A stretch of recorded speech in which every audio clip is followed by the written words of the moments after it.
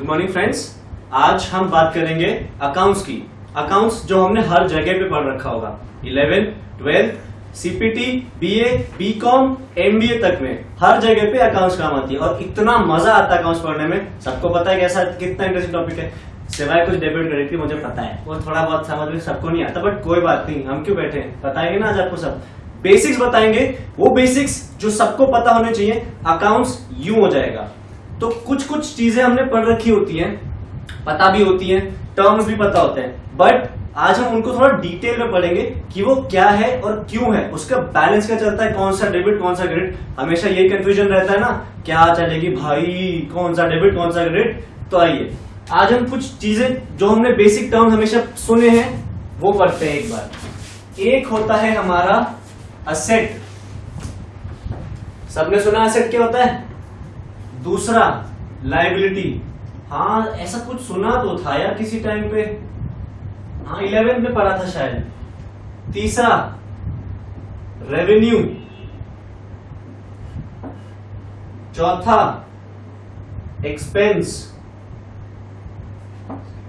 पांचवा इनकम। ये सारे टर्म्स देखे हुए लग रहे होंगे और जिन्होंने नहीं देखे कोई बात नहीं, आज पहली बार देख रहे हैं तो देख लीजिए आज क्या होते हैं असेट, लायबिलिटी, रेवेन्यू, एक्सपेंस और इनकम। आज हम इनके बारे में बात करेंगे। असेट्स क्या है? असेट्स आर प्रॉपर्टी और legal rights owned by an enterprise to derive some benefit in the future. I repeat myself, assets are properties or legal rights owned by an enterprise to derive some benefit in the future। इसका हिंदी आचरण हुआ कोई भी property, कोई भी वस्तु या legal right जो हमारा अधिकार है, जो ओन करती है कोई एंटरप्राइज, ताकि उससे कुछ फ्यूचर में वो बेनिफिट ले सके। जैसे कि एक शुगर केन की फैक्ट्री है, शुगर केन की फैक्ट्री एक फैक्ट्री है, लैंड है, बिल्डिंग पूरी उन्होंने सेटअप की होगी, फैक्ट्री बनाई होगी, अंदर मशीनरी लगाई होगी उन्होंने। वो सारी चीजें उन्होंने क्यों लगाई हैं? क्योंकि धीरे धीरे आगे चल के उसको यूज करेंगे, फैक्ट्री को यूज करेंगे, उसके अंदर जो मशीन लगाई उसको यूज करेंगे ताकि उससे बेनिफिट ले सके फ्यूचर में।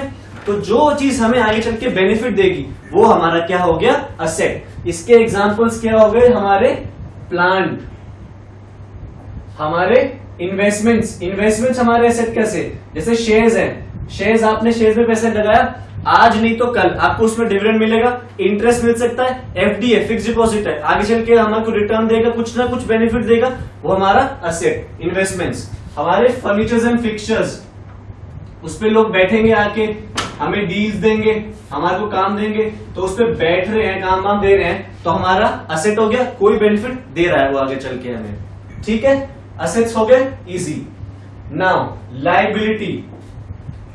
अब लायबिलिटी क्या है? लायबिलिटी वो है जहां हम किसी की तरफ लायबल हो गए, जहां हमें किसी की तरफ ऑब्लिगेशन है या एक रिस्पॉन्सिबिलिटी है। क्या? Obligation, responsibility.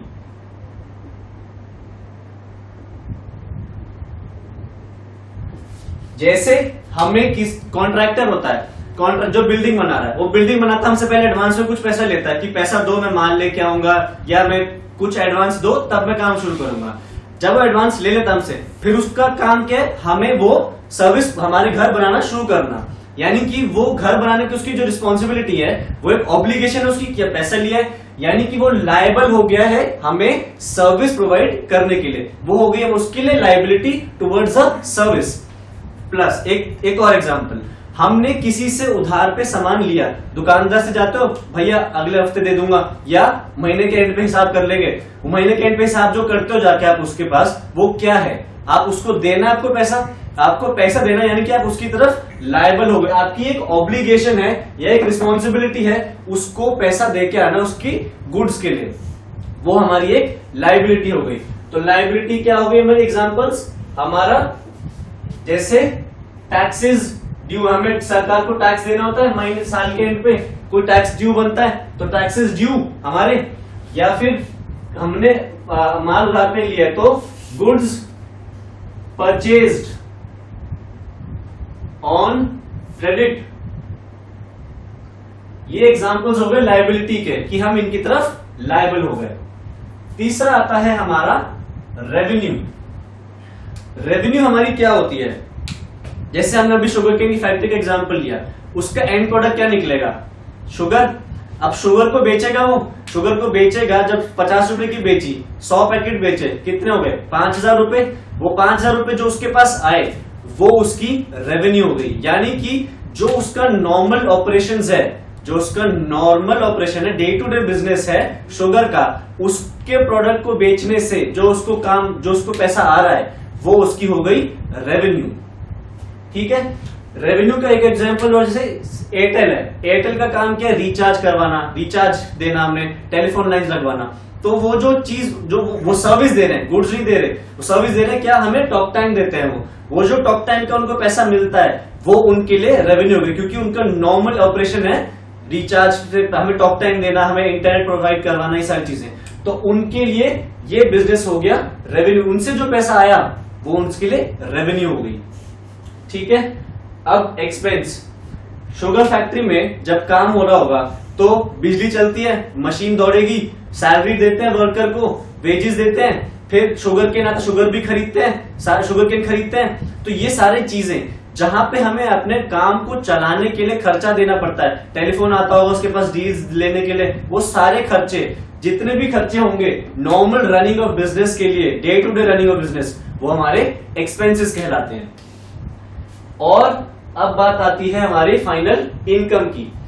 इनकम क्या है, लोगों को लगता है इनकम और रेवेन्यू सेम है, मैं बोलता हूं नहीं। इनकम मतलब नाम में क्या है, अंदर आओ, अंदर आओ। इनकम जो घर में आ रही है, आपने जो पैसा जो डाला है वो तो डाला ही है, उसमें आपने अपना भी तो कुछ लगाया है ना, जो बच के आया आपके पास, जो अंदर आया इनकम, वो आपकी इनकम होगी ना। यानी कि आपके रेवेन्यू में से एक्सपेंसेस माइनस करने के बाद जो अंदर आ रहा है वो क्या आ रहा है, वो प्रॉफिट आता है। रेवेन्यू माइनस कॉस्ट एक्सपेंसेस, यानी कि जब हमने रेवेन्यू माइनस एक्सपेंस किया तब हमारी इनकम आती है। अंदर क्या आ रही है, ये तो था ही ना मेरे पास, इसलिए तो ये हमारी इनकम कहलाती है। ठीक है, असेट्स, लायबिलिटी, रेवेन्यू, एक्सपेंस और इनकम। अब सबको पता होता है, बस पता होता है कि असेट्स हमारे डेबिट होते हैं, लायबिलिटीज हमारी क्रेडिट होती हैं, बट क्यों होती है, क्या होती है, कुछ नहीं पता होता। तो उसके बारे में भी हम अभी डिटेल में बात कर लेंगे, बट आज टाइम कम है। बट मैं आपको एक जनरल ओवरव्यू बता देता हूं। डेबिट होते हैं हमारे असेट्स, बट डेबिट बैलेंस होता है उनका। लायबिलिटीज हमेशा हमारी क्रेडिट होती हैं, बट उनका क्रेडिट बैलेंस चलता है। रेवेन्यू हमेशा हमारी क्रेडिट होती है, ये बैलेंस नहीं होती। ठीक है, एक्सपेंसेस हमेशा डेबिट होते हैं, पर इनका बैलेंस नहीं होता। और इनकम, इनकम भी हमारी रेवेन्यू ज्यादा है एक्सपेंस से, यानी कि रेवेन्यू की प्रॉपर्टी जाएगी इनकम के पास। रेवेन्यू की प्रॉपर्टी क्या है, क्रेडिट, तो इनकम की भी होगी क्रेडिट। मान लो अगर ये इनकम नेगेटिव में होती, यानी कि एक्सपेंस ज्यादा था रेवेन्यू से, जब एक्सपेंस ज्यादा है तो एक्सपेंस की कैटेगरी उसके पास जाएगी, तब उस केस में हो जाएगा वो डेबिट। ठीक है, डेबिट बैलेंस होता है, क्रेडिट बैलेंस होता है। इनमें सिर्फ क्रेडिट और डेबिट चलता है, इनका बैलेंसिंग नहीं होता है किसी का भी। ये क्यों होता है, क्यों नहीं होता है, ये हम अपनी नेक्स्ट क्लास में पढ़ेंगे। आज हमने जितना पढ़ा है उसको एक बार जाके रिवाइज कर लीजिएगा, ताकि नेक्स्ट क्लास में आपको सब समझ में आए कि बैलेंसिंग क्यों नहीं होती है। Thank you so much, keep watching.